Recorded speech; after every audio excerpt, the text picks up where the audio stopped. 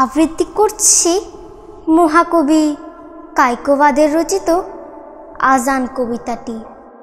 কে ওই শোনালো মোরে আজানের ধ্বনি, মর্মে মর্মে সেই সুর বাজিল কি সুমধুর, আকুল হইল প্রাণ নাচিল ধমনী। কি মধুর আজানের ধ্বনি, আমি তো পাগল হয়ে সে মধুর তানে।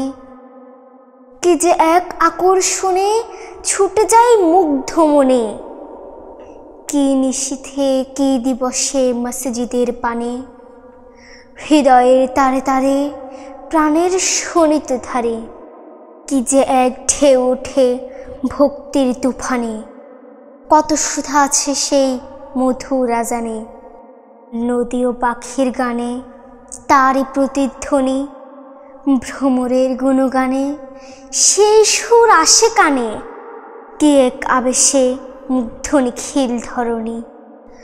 ভূধরে সাগরে জলে নির্ঝরণী কলকলে, আমি যেন শুনি সেই আজানের ধ্বনি।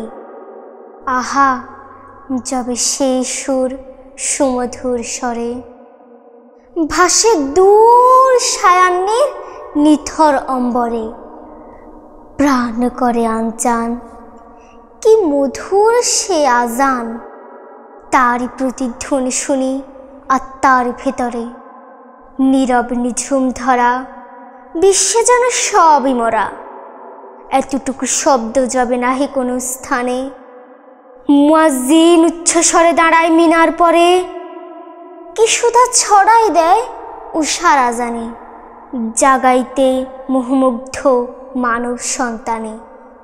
আহা কি মধুর ওই আজানের ধ্বনি, মর্মে মর্মে সেই সুর বাজিল কি সুমধুর, আকুল হইল প্রাণ নাচিল ধমনী।